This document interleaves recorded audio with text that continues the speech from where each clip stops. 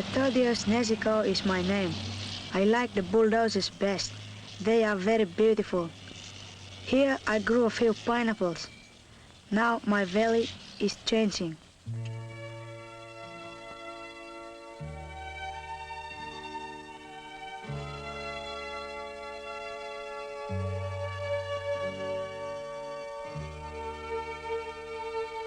And change comes hard to an island like Bougainville.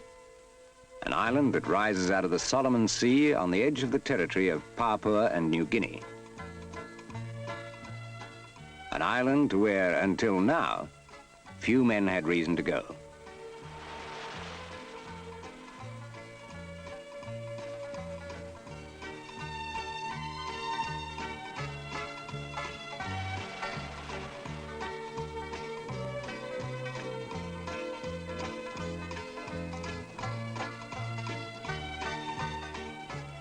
There's no island where the sun is hotter or the rainfall heavier.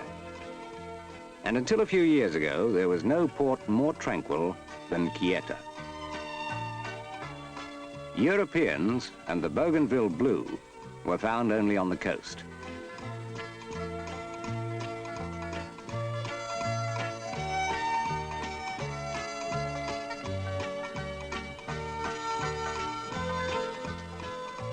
Coconuts and cocoa held sway over the economy, while bad spirits, legend had it, lived in the fiery craters of the island's volcanoes and lorded over the lives of ridge dwellers like the Maronis, a tribe separated from civilization by centuries in time as well as by rainforests and ocean.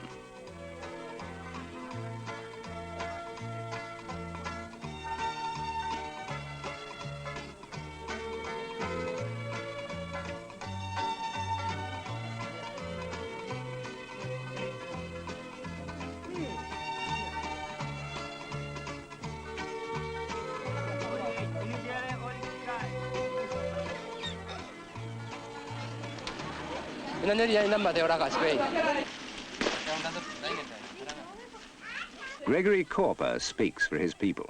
The Moroni people have always lived in this valley. This is our land. Always we fight if any other people tries to take it away from us. Before the white men come to Bougainville, we hunt possums and wild pigs in the valley. We caught some crabs and we work in our gardens. First came the men looking for gold. My father was boss boy for them. They found a little gold there at Penn Hill. Then in 1964, CIA come here. These men come looking for copper. I hear somebody talk to me. There will be big company come to your Moroni area. With some people, I go to see them and tell them, you cannot come to my valley. I was not happy because I did not know this kind of business before. When they are walking around like this, I talk strong to CRA and the government. I don't like you walk around this valley too many times. They don't hear me. They tell me, no, this something belongs all the country. We must do this. It belongs to everybody in Papua and New Guinea.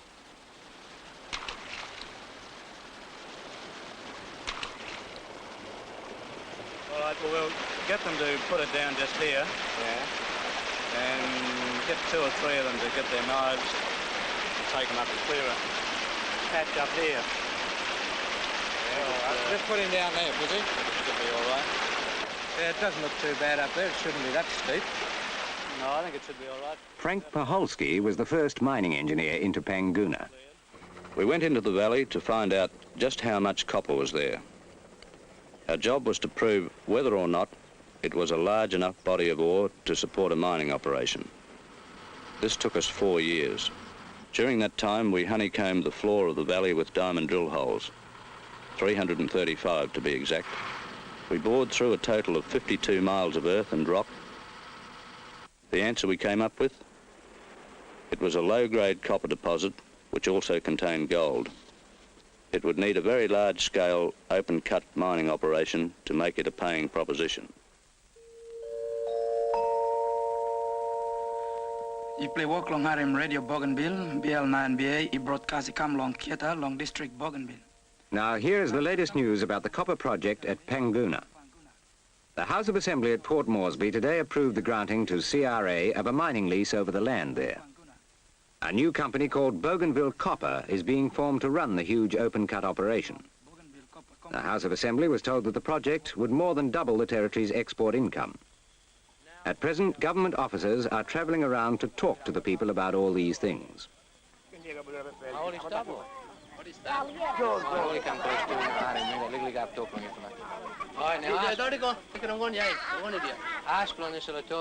Now, before me, talking you along, so company here, CRA come inside long. Look, so long. He got copper or no got?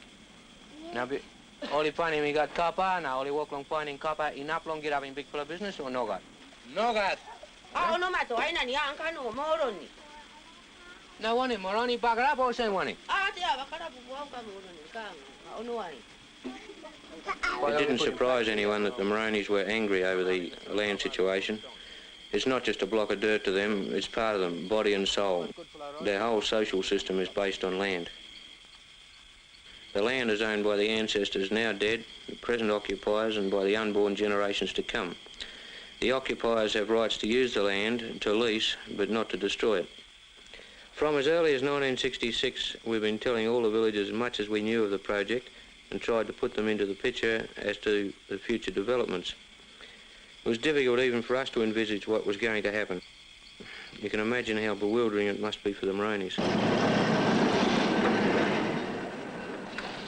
In Melbourne, the chairman of Conzinc Rio Tinto of Australia, Sir Maurice Morby, had a decision to make. Well, the fact that it's such a low-grade ore doesn't help, but we have proved 1,000 million tonnes of it. And you say, Frank, that the money in the markets are right. Yes, the Japanese, the Germans and the Spaniards are keen to take the product and they're ready to sign firm contracts. Total construction cost looks like being $350 million, and we can finance this on the basis of 1/3 equity and 2/3 loan. We've already reached agreement with the Bank of America and the Commonwealth Trading Bank for the raising of $220 million Australian through the euro-dollar market. Good. How tough is the government in the negotiations, Frank? Canberra had a job to do, negotiating on behalf of a trust territory approaching independence, and they did it. You think we conceded too much? Well, not really, but we agreed an option over 20% of the equity at par on behalf of the local people, and when we become taxable, we'll be paying tax at about double the rate of other companies in the territory. Well, let's face it, the original concept was that this would be a partnership between the company and the peoples of Papua New Guinea, with big benefits to both parties. Then there's the land question. The best we could get was a 42-year lease with an option for renewal. And the government wants a director on the board. That's right. Anything else? We're committed to a mighty big training program on behalf of the local people, but we're keen on that anyway. The administration will pay 60% of the cost of the new town on the coast, and we will pay the other 40%. Our share will be $20 million. Well, I suppose this is all a part of setting up copper mine in world class. At any rate, gentlemen, it looks as though we're in business.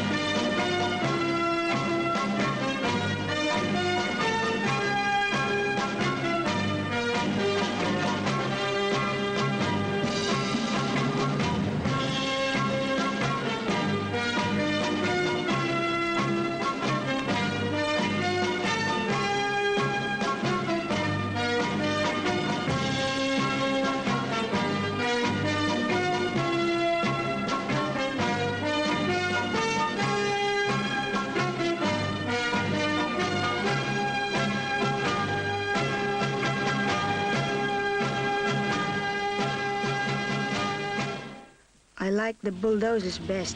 They have 4 gears forwards and 4 gears backwards. They are very beautiful.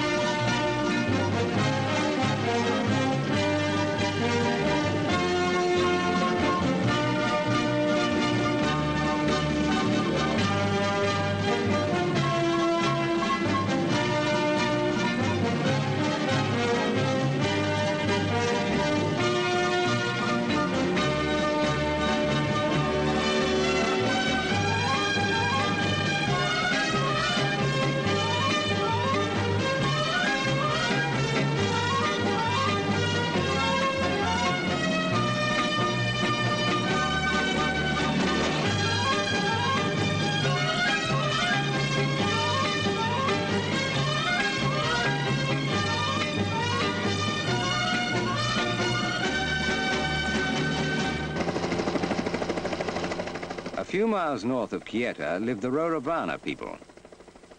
Their villages will not be affected by the project, but they have a problem. I am one of the Rorovanas.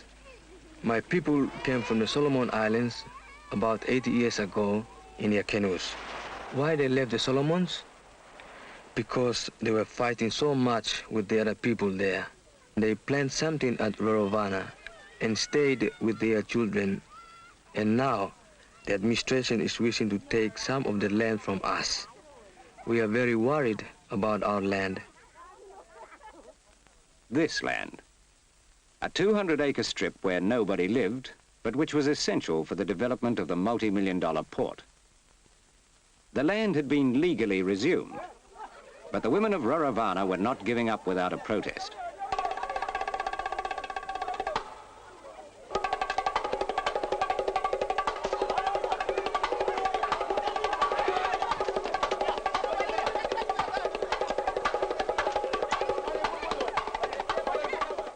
Just one survey pig was their mission, and they got it. The battle was won. A token victory for the women of Rorovana. But the survey went on, and the port started to take shape.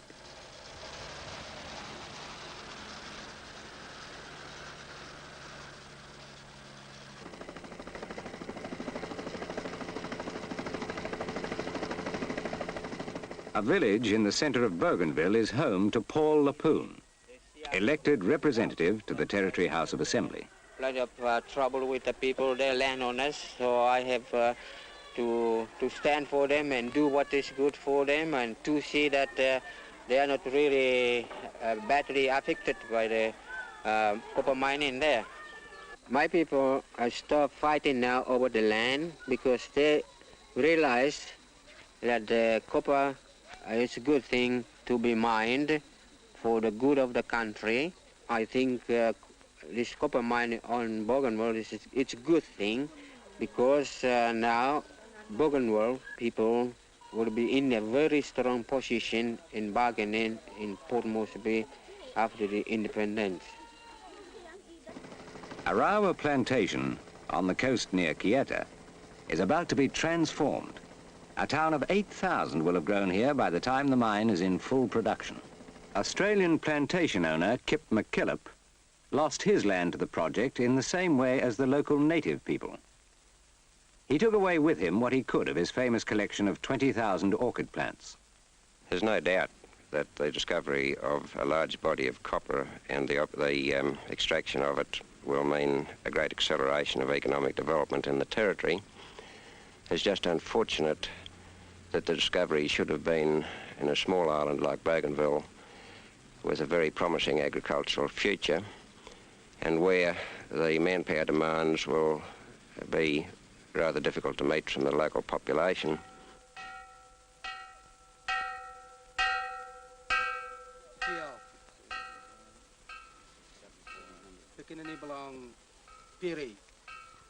$6,784.48.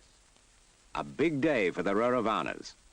The negotiations are over, and today they get $37,000 compensation and annual occupation fee for their land near the port.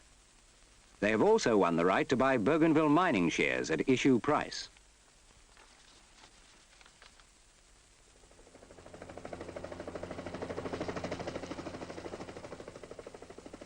A new highway is cut over the Crown Prince Range to the mine site. How things today, Glenn? All about the same. We have a little trouble with this volcanic ash. Yeah? Causing the slides. Yeah, to that and the combination of that and the water. The water gets into this ash and causes it to be very unstable and very hard to keep our slopes up. Would you say this is the toughest road you push through, Glenn? Oh, I'd say it's probably one of the roughest ones because of the water and the ash problem over.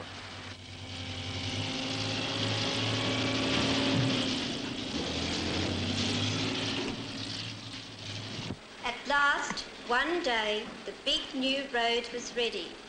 Hundreds of cars went driving along it, but the old narrow road was quiet. Soon people forgot all about it. Nobody used it. But Mark and Jenny had not forgotten it. They used the old road. Now they could ride their bicycles to school. There were no more cars to be afraid of. They called it Mark and Jenny's bicycle track.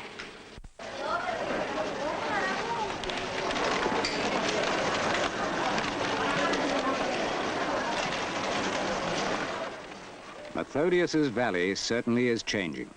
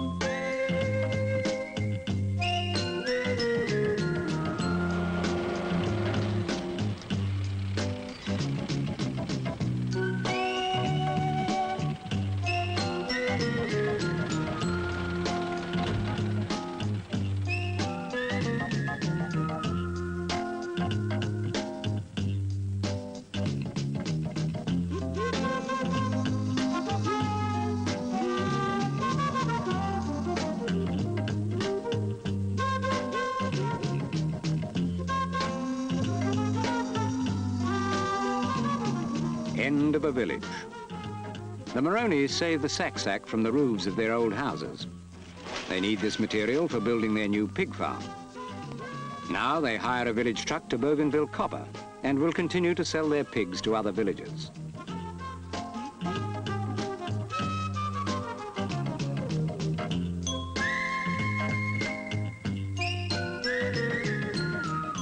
New Moroni, the village built by the company for Gregory and his people.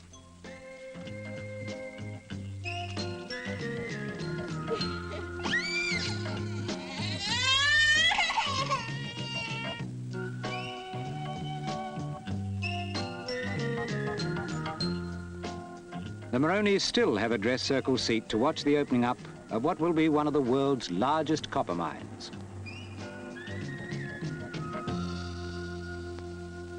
Nobody knows the crucial part racial relations play in the project better than the area manager, Colin Bishop. That's all right, Mr. Bishop, you're the area manager, but don't you think the company is trying to push our people too fast? How can they do all these big jobs in such a hurry? Oh, I don't know, Henry. You're a pretty good example yourself. Henry Moses is a leading example of the company's policy of replacing Europeans with local people whenever they can do the job. He has taken over from a European in the running of camps in the area. One difficulty is getting people to accept authority, but good progress has been made here. All right, Moses, you go on store, open store. Tu from mandom pump, tu pra kisim pump, korom pump. All man brong house cook, you korong house cook. Two societies face each other at Panguna, different societies with different outlooks. Mutual understanding and respect are fundamental to the success of the whole project. Papua New Guinea. One thing you will have to remember as newcomers about local people, they are not landless people. They have got plenty of land back to their places. They have come here to work knowing that if they cannot make great, they can always go back to their villages and work the land. They don't have to work here.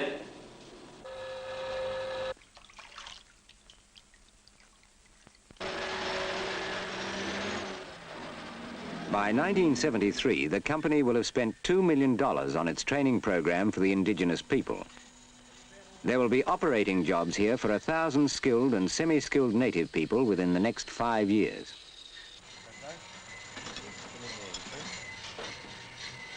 Yeah, you'll have to store these correctly so that they don't become damaged.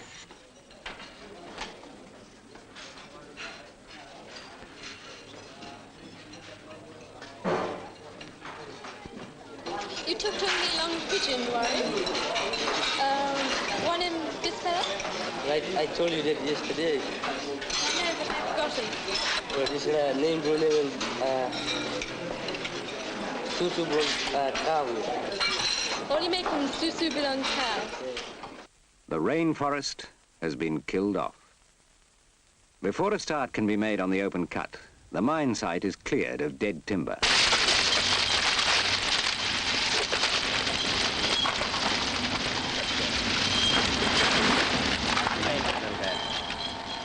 Come back and haul back.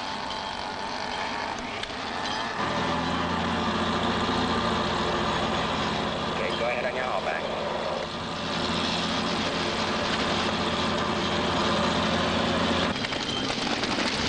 He's coming down.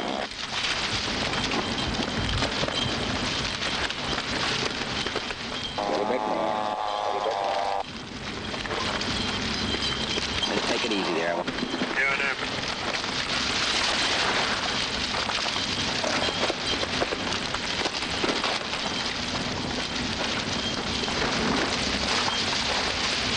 Back, Norm, and keep your main line reasonably slack.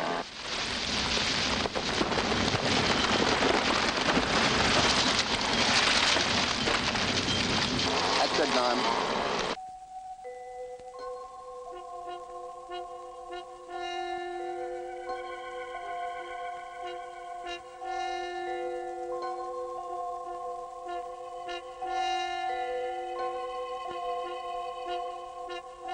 Night and day, the job goes on, stripping the soil and rock from the copper ore body. Bougainville copper and gold will reach the world markets in 1972. And what are you hoping to do next week? 300,000. 300,000 yards. What's that equivalent to in tons? 450,000. 450. That's well above budget. We've got about 20 million tons of soil and about 36 million tons of rock to move. That's total of the pre-production pit. That's right. Yeah, that's the total. Well, it's off going well now. Seems to be moving all right now, yeah. I think we'll make it. You'd be a little bit more positive in that, would you?